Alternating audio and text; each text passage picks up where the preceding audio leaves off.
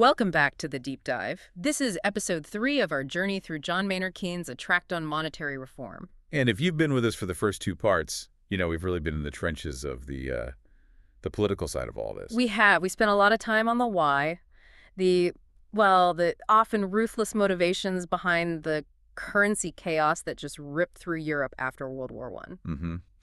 We made it clear that inflation isn't just some economic accident. It's a policy, a deliberate and, often very painful choice. We talked about how it acts as this sort of extraordinary hidden tax. Right, what Keynes called the government's ultimate reserve. Exactly. It's what they turn to when traditional taxes just can't get them the real resources they need, to fight a war, pay off debts that are, at their core, unpayable. And the social fallout from that choice is just immense. We spent a lot of time on how violently and really how arbitrarily it redistributes wealth. It's a huge gift to one group, the active business class, the debtors. They get these windfall gains. But on the other side, it inflicts what he called great injuries on the entire investor class. The people who rely on pensions, on savings, on fixed contracts, their wealth just gets decimated. Cut in half in a place like England, and basically wiped out entirely in Germany. And that psychological damage. Oh. That was something Keynes was so focused on. Oh, absolutely. When you have these arbitrary gains, the whole system starts to feel rigged. It degrades the moral standing of the entire productive class. Yeah, the hardworking entrepreneur suddenly looks like a profiteer or just a lucky gambler. And that destroys the social trust, the psychological equilibrium that, capitalism really needs to function stably. So we know the motive. We know governments print money to survive, to finance wars, to get command over resources when nothing else works. But just knowing why they do it isn't really enough if you want to fix the problem. You have to understand the mechanism. And that is the big pivot for today. It is. We are leaving the politics and the sociology for now and diving right into Chapter 3. Keynes titled it, The Theory of Money and the Exchanges. We are, in a sense, opening the hood of the engine to see how all the gears actually turn. Our mission today is purely mechanical. We need to figure out, according to Keynes, two main things. First, how is the value of money actually determined inside a country? Right. And to do that, we have to wrestle with the quantity theory of money. And second, once we understand that, how do those internal changes, that loss of value at home, translate to the global stage? How does it affect international exchange rates? Which brings us to purchasing power parity and, fascinatingly, the forward market. And if we can get a handle on those mechanics, then we can start asking the really big policy question. Once you know how to drive the car, where on earth are you going to steer it? That's the ultimate goal. Okay, let's start with what is really the bedrock of so much modern monetary thought.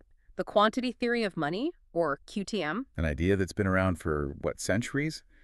But Keynes, coming out of Cambridge, gives it this unique and I'd say fundamentally psychological twist. Right. Most people, when they think of QTM, they think of the Irving Fisher version, the one that focuses on transactions. The velocity of circulation. MV equals PT.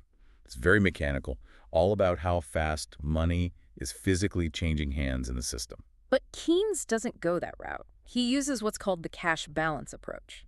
The Cambridge approach, from his mentors Alfred Marshall and Arthur Pigou. And why is that distinction so important? It's absolutely crucial because it shifts the entire focus.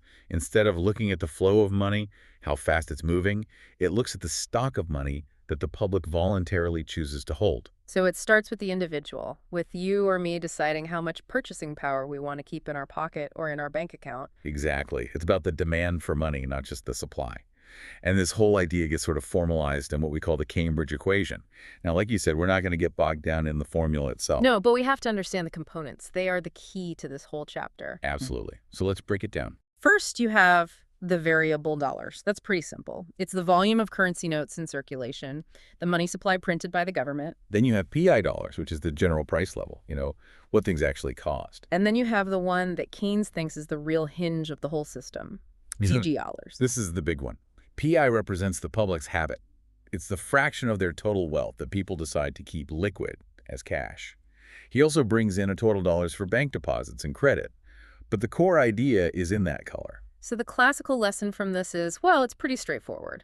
It is. If you assume that people's habits, that color stays the same. And you assume wealth is constant. Then the price level, PI dollar, has to rise or fall in direct proportion to the money supply. $9, double the money, you double the prices.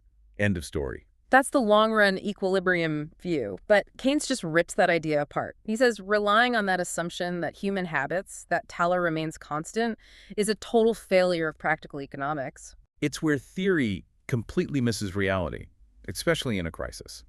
That variable data, the public's demand for money, is the critical, unstable, psychological element that's so often ignored. And this is exactly why just printing more money, increasing dollar, doesn't always lead to a nice proportional change in prices. The short run is messy. Which brings us right back to our last deep dive. If the government is using the printing press, none dollars, to tax the public through inflation, Then the public's only real defense is to attack tailors. They have to refuse to hold the money that's losing value. it's a mechanism of self-preservation, a flight from the currency. And Keynes lays out exactly how ordinary people do this, how they actively work to reduce their own dollars. The first step is what they do with their savings, their reserves. Instead of holding depreciating cash or bank deposits, they immediately convert it into something real, something tangible. They're swapping paper for assets. Exactly. Keynes says they spend it on durable objects that hold value jewelry, household goods, even just more stock for their shop. Anything to get out of the government's paper promise and into a real asset. So in 1923 Germany, we're not talking about people buying more bread. We're talking about them buying a new hammer or a gold necklace or anything that will still be valuable next month. Precisely. Anything that represents solidified labor or material. They are trying to outrun the depreciation, as he puts it. Okay, so that's step one. What's the second way they reduce cash dollars? The second way is to minimize the time they hold cash for just daily transactions. This is where you see velocity, the focus of the Fisher equation, suddenly go through the roof. They reduce their pocket money and till money. Right. If you get paid, you spend that cash immediately. A shopkeeper takes in cash from a sale and instantly uses it to buy new stock. You accept what he calls great personal inconvenience because you know that holding onto that cash, even for a few hours, means losing real purchasing power. And the final step is the most extreme. It's the ultimate rejection of the currency. Currency substitution. People just abandon the national money for any serious transaction. They start using US dollars or British pounds or gold-backed notes for anything that requires a stable store of value. So the local currency, the German mark in this case, is only used for the smallest, most trivial daily purchases. You know, buying a newspaper or a tram ticket. Things that are just too inconvenient to do in a foreign currency. For everything else, the national money is dead. And the consequence of this psychological flight from the currency is it's just catastrophic for the government's finances. It is. When the public slashes its demand for real cash balances, when K plummets, the government has to print far, far more money. No dollar, just to get the same amount of real resources. The aggregate real value of the currency just collapses. And it collapses much faster than the printing presses can run. This creates a death spiral. Government prints more, which signals more inflation, which causes people to want to hold even less of the money, which makes prices rise faster, which forces the government to print even more. And the government's tax revenue from inflation dries up because the tax base, the real value of currency people are willing to hold, has vanished. That's the brutal math he found in the data from Germany after 1920. It's just astonishing. It's staggering. He showed that the mark's depreciation was happening roughly twice as fast as the rate of note issuance. Twice as fast. Yes. Between late 1920 and late 1922, the number of paper marks in circulation went from about 80 milliard to almost 1,300 milliard. But the total real value of all that money, measured in gold, collapsed from 4.8 milliard down to just 0.7 milliard. Wait, just to be clear on that, the government increased the physical supply of paper by a factor of about 16. Correct. But the total purchasing power that all that paper represented, it fell by a factor of almost 7. Precisely. The printing press was working overtime, but public confidence was collapsing 16 times faster. It's the ultimate proof that hyperinflation isn't just about supply. It's overwhelmingly about a collapse in demand driven by fear.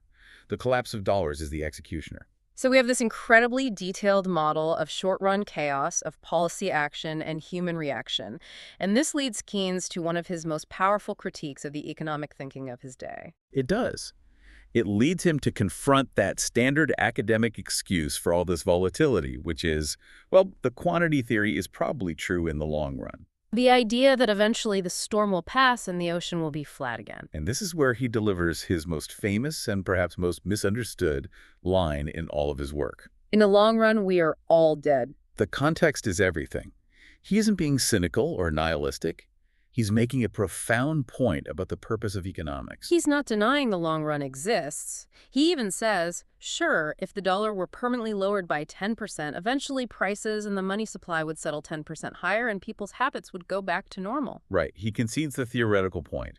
But he says focusing only on that final, hypothetical, peaceful outcome is a misleading guide to current policy. The journey matters more than the destination. The storm is what we live through. Exactly. The process of getting from the old stable value to the new depreciated one is where all the damage happens. The immense injustice, the destroyed businesses, the wiped out savings. That's the reality that policymakers have to deal with. It's a call for relevance. Economists are useless if they can only tell us that after the storm, the ocean will be flat again. We need them to help us navigate the storm now. We have to manage the immediate instability caused by changes in the money supply, $9 a dollar, and the incredibly destructive public reaction in their cash habits. Keller. And he makes the point that this damage isn't always temporary. Once people lose faith and change their habits, once care collapses, he warns they will not revert to exactly their old shape. The crisis causes permanent scars on the economy, which is why a managed currency system becomes the only path forward. Okay, so that really closes the loop on the internal mechanics. We see how the physical money supply, $2, interacts with public confidence, $2, to determine prices at home. But money isn't just a domestic affair. It's the language of international trade. So how does this internal chaos translate to the world stage? That takes us straight into the second half of the chapter, the foreign exchanges. Before the war, things were, well, not simple, but at least rigid. You had the gold standard. Exactly.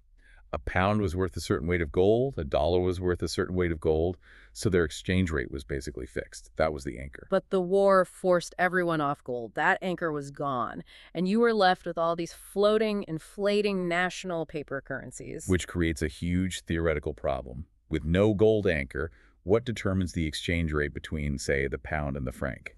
The answer that emerges is the doctrine of purchasing power parity, or PPP. An old idea from Ricardo, but Keynes notes it was really popularized for this post-war mess by the Swedish economist Gustav Cassel. And what is the core idea of PPP in a world of floating paper money?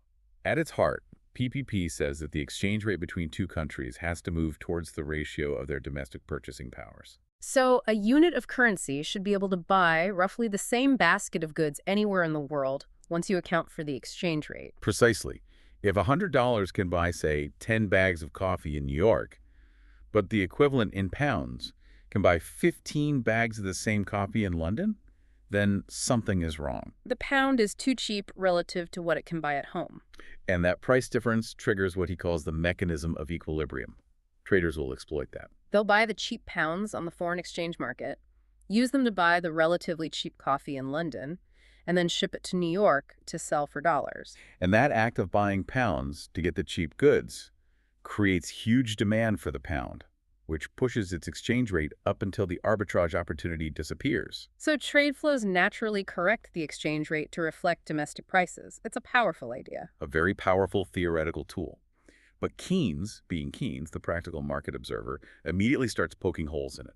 He points out three big limitations that stop PPP from being a perfect guide. The first one is pretty straightforward. Transport costs, tariffs, taxes. Yes. If the pound is, say, 10% undervalued by a pure PPP calculation, but it costs 12% of the product's value to ship it and pay the import duties, then the arbitrage doesn't happen. The corrective mechanism just won't kick in. So these real-world costs create a band around the theoretical parity rate where no correction occurs. Okay, and the second limitation he sees as still more serious. This is the problem of non-traded goods and services. Things that don't cross borders. Exactly. PPP relies on traded goods, things like wheat, steel, cars, to do the work of arbitrage. But a huge part of any country's price level is determined by things that are purely local. A haircut, your rent, local government services, a teacher's salary, none of that gets exported. Right. So if Britain has massive inflation in its housing costs, but its exported goods stay cheap, a PPP calculation based on traded goods is going to be wildly inaccurate. It will miss a huge chunk of the true domestic price level. And this can create a structural divergence between what a currency can buy at home and what it can buy abroad. It introduces a lot of noise and makes PPP an unreliable predictor over the long term. And his third point is about permanent structural shifts in the global economy. what today we would call a change in the terms of trade. His big example was the massive shift in financial power after the war, from Europe to the United States. America went from being a debtor to the world's biggest creditor. Right, and that fundamental non-monetary shift might mean the dollar's just permanently stronger than it was before the war. You can't just compare 1923 price levels to a 1913 baseline and expect the old exchange rate to hold, because the underlying economic reality has completely changed. So the baseline itself moves. Yeah, so you have all these serious theoretical flaws. But, and this is the fascinating part, Keynes then makes a very practical conclusion about PPP's usefulness in the 1920s. He finds that despite the flaws, it actually worked remarkably well. It did. And the reason is almost paradoxical. The sheer scale of the monetary chaos after the war was so enormous that it drowned out all the smaller, complicating factors. So the instability made the theory more accurate. In a way, yes. Think of it like this. When your currency is inflating by thousands of percent, who cares about a 5% shipping cost or an 8% difference in the price of a haircut? It's just noise in the data. It's completely washed out. The one overwhelming signal is the government's printing press. In that environment, the exchange rate becomes a brutally accurate mirror of the relative inflation rates, and PPP holds with remarkable accuracy. That makes perfect sense. The catastrophe simplifies everything. It does. And understanding this volatility leads directly to the next mechanical tool that business had to develop to survive it. A tool Keynes the investor knew inside and out, the forward market. Right. We're shifting from the theoretical anchor of PPP to the practical tools of risk management. Keynes says in the preface that this currency instability adds a fourth cost of production. Alongside labor, capital, and enterprise, you now have the wastes of risk. And the essence of production is time, right? A business pays for raw materials and labor today, but won't get paid for the finished product for months. Exactly. And if the currency you're getting paid in fluctuates wildly during that time, your entire profit margin could be wiped out. You could do everything right as a business owner and still go bankrupt just because of bad luck on the foreign exchange market. Which leads to a reluctance to embark on lengthy, productive processes. It paralyzes investment and trade. So the forward market is the financial world's solution to this problem. It's an ingenious one. It allows a merchant to buy or sell a foreign currency for delivery in the future, say 90 days from now, but at a price that is fixed today. So you eliminate the risk, you lock in your exchange rate, and can focus on your actual business. It takes the gamble out of international trade, which allows production to continue even when currencies are unstable. Now, the forward rate, the price for future currency, is almost never the same as the spot rate, the price for today. And Keynes lays out three forces that determine that difference. The first, and the most important in stable times, is simply the difference in relative interest rates between two countries. It's a classic arbitrage for bankers. It is. If interest rates are higher in New York than in London, a banker can borrow cheap pounds, convert them to dollars today, invest them at the higher New York rate for 3 months, and at the same time, sell those future dollars forward back into pounds. And if they do it right, they lock in a risk-free profit. The difference between the forward and spot rates will naturally settle at a level that reflects that interest rate difference. His data tables show this working perfectly. The forward dollar was cheaper than the spot dollar in London, reflecting the higher interest rates across the Atlantic. It's a very efficient mechanism when there's trust in the system. But the second factor he identifies can completely overwhelm interest rates. This is the big one in post-war Europe: financial and political risk. The spoiler. The ultimate spoiler. In countries with extreme instability, like Poland or Romania at the time, the risk isn't about interest rates moving a little bit. The risk is that the government might just shut the whole system down overnight. A moratorium, new exchange controls, or they might just cancel the currency. And the potential loss from that kind of event is so massive that no sane banker is going to trade forward contracts based on a tiny interest rate spread. The political risk becomes literally incalculable. So the very market that's designed to hedge risk breaks down because the systemic risk is too high. Precisely. It chokes off just when it's needed most. And the third factor is speculative pressure. This is a really interesting one. When professional speculators are all betting in the same direction, they can push the forward rate away from what interest rates would suggest. And Keynes notes, surprisingly, that when they do this, their predictions have often proved roughly correct. Yes, he points out that the professional market was correctly bearish on the French franc while it was collapsing in 1922. They saw it coming. Which seems to support the idea that speculators drive the market. But he makes a careful distinction. He's talking about professional speculators who are analyzing fundamentals, not amateurs reacting to rumors. Their role isn't to cause the fall, but to anticipate it, So they're actually providing a service. a beneficial one. Hmm. By anticipating these movements, they absorb risk and spread the pressure out over time, which can actually reduce the size of the final fluctuation. The problem isn't too much professional speculation, he argues, but often too little. All of this analysis leads him to a very concrete, very modern policy recommendation. It does. This is Keynes, the architect of managed finance.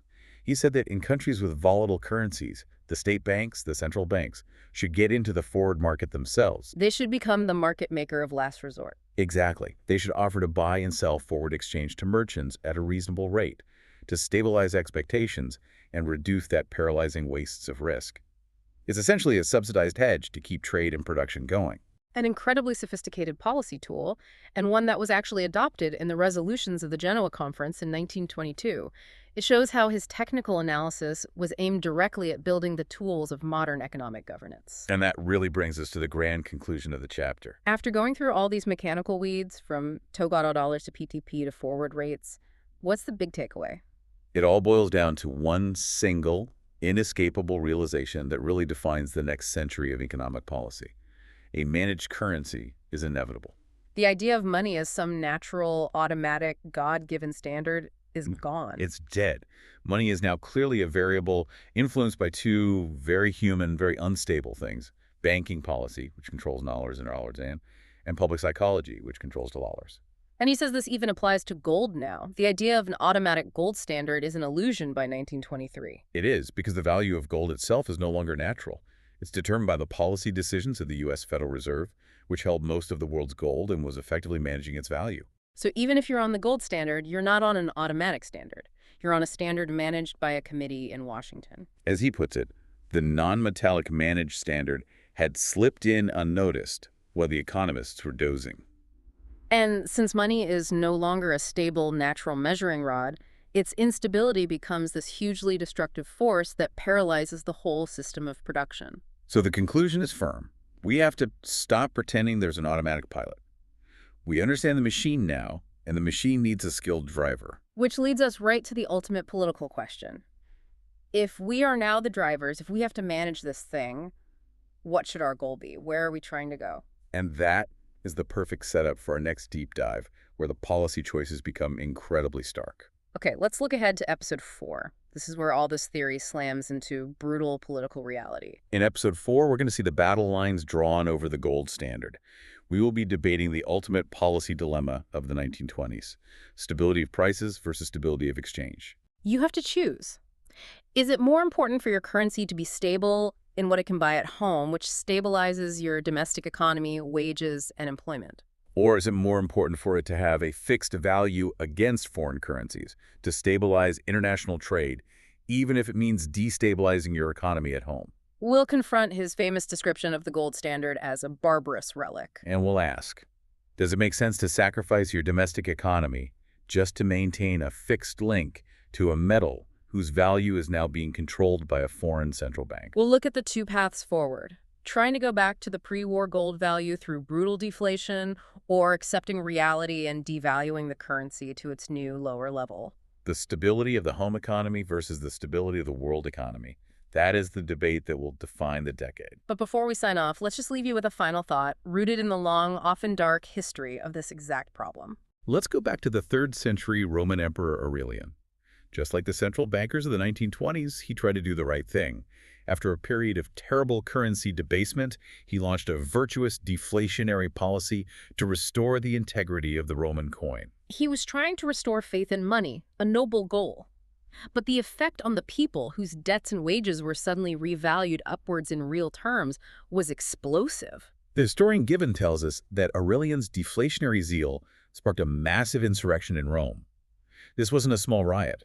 It was an uprising that led to the deaths of 7,000 soldiers. So here's the question for you to think about until next time. A question drawn right from that history and Keynes' own warnings about the limits of policy.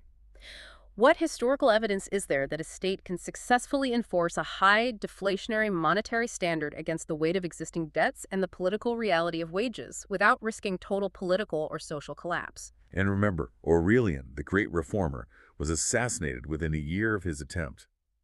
As Keynes warned, economic laws have immediate and often violent applications. We will explore the consequences of choosing the wrong path in Episode 4.